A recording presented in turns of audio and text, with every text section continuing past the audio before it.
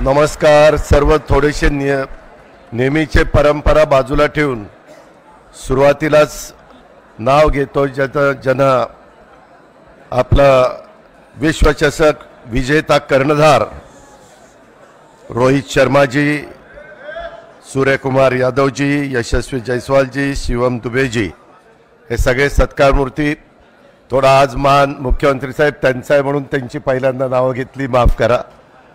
आपल्या राज्याचे प्रमुख माननीय एकनाथराव शिंदेजी, देवेंद्र फडणवीसजी, आपल्या नीलमताई गोरे, तसंच उपस्थित असणारे राहुल नार्वेकरजी, अंबादास दानवेजी, आशिष शेलारजी, सर्व विशेषतः पारस भामरेजी, अरुण कानडेजी, संजय बनसोडेजी, आपले चंद्रकांत पाटीलजी, सर्व स्टेजवरचे मान्यवर, उपस्थित सर्व क्रीडा प्रेमी रसिक, जमलेल्या बंधू भगिनींनो, माझ्या तरुण मित्रांनो, मागच्या काळामध्ये अनेक वेगवेगळे क्रिकेटमध्ये यश मिळवण्याचं काम केलं, धोनीने केलं, अनेकांनी केलं. परंतु कधी असा दिमागदार कार्यक्रम आपल्या विधिमंडळामध्ये झाला नव्हता. तो कार्यक्रम इथं आयोजित केल्याबद्दल मी राज्याचे प्रमुख एकनाथरावजी, तसंच राहुलजी नार्वेकरजी आणि नीलमताई ह्या तिघांचं मनापासून अभिनंदन करतो, कौतुक करतो. आज देखील बोलत असताना जी फायनल मॅच झाली त्याच्यामध्ये ज्यावेळेस 30 बॉल आणि 30 रन आणि ज्या पद्धतीचे खेळाडू साऊथ आफ्रिकेचे खेळत होते, त्यावेळेस कितीतरी क्रीडा रसिकांनी मनातनं आशा सोडलेली होती. परंतु कुठंतरी असं वाटत होतं की नाही, काहीतरी चमत्कार घडेल आणि तो चमत्कार घडला. तुम्ही बघितलं, पहिल्या मॅच पासून प्रत्येक वेळेस आपण यश मिळवत गेलो. प्रत्येक खेळाडूंनी ह्याच्यामध्ये स्वतःचा अतिशय उत्तम प्रकारचा खेळ दाखवला आणि शेवटच्या वेळेस ज्यावेळेस रोहित स्वतः चांगल्या पद्धतीनं त्या ठिकाणी सुरुवातीला खेळत होता, परंतु नंतर कॅच त्याचा गेला आणि नंतर विराट पुढे आला आणि विराटची बॅट त्या ठिकाणी तळपली. तर विशेषतः शिवम दुबेची तळपली, अक्षर पटेलची तळपली आणि त्याच्यातून कुठंतरी आपल्या सगळ्यांच्या होप्स वाढल्या. आणि त्याच्यानंतरच्या काळात बुमराहनी ज्या पद्धतीनं बॉलिंग केली, हार्दिक पांड्यानी ज्या पद्धतीनं बॉलिंग केली, आपण बघितलं. आपला क्रीडा रसिक हा असा इतका आगळा वेगळा आहे की काल मरीन ड्राईव्हला माझ्या तर गेल्या 30-35 वर्षामध्ये एवढी प्रचंड गर्दी मी कधी मरीन ड्राईव्हला बघितलेली नव्हते. एवढा उत्साह, तो जनसागर तिथं लोटलेला होता.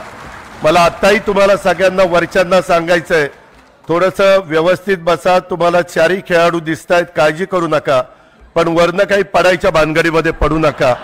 आपला कार्यक्रम शेवटपर्यंत दिमागदार होऊ द्या. त्याच्यामध्ये कुठेही त्याला म्हणजे आपण त्याला थोडंसं टिपका लावूया आणि दृष्ट लागून देऊ नका.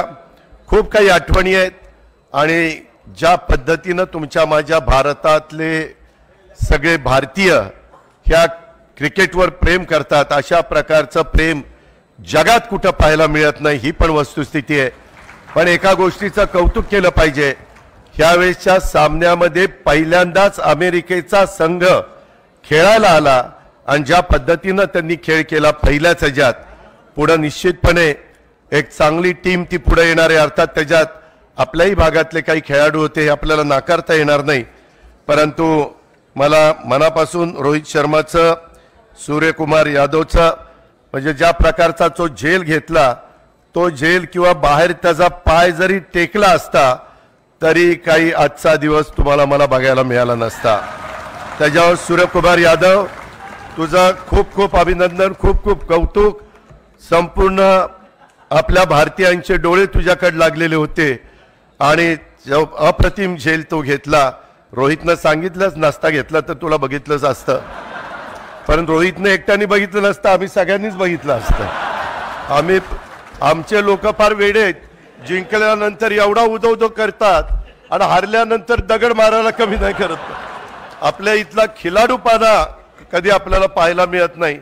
परंतु आज मला आवश्यक सुनील गावस्कर जी असतील, दिलीप वेंगसरकर जी असतील, धोनी असेल, ह्या सौरव गांगुली असेल, ह्या सगळ्यांची, सचिन तेंडुलकर जी असतील, ह्या सगळ्यांची नावं घेतली पाहिजेत की त्यांनी खऱ्या अर्थाने तुमच्या माझ्या भारतामध्ये हे क्रिकेट प्रत्येकाच्या मनामध्ये बिंबवण्याचं काम, रुजवण्याचं काम आणि तो खेळ आपला सगळ्यांचा करण्याचं काम केलेलं आहे.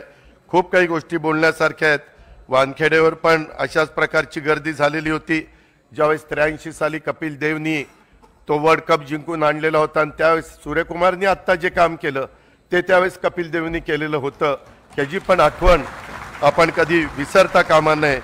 जयस्वाल तर इतका नौखा आहे, अजून तो 22 वर्षाचाच आहे.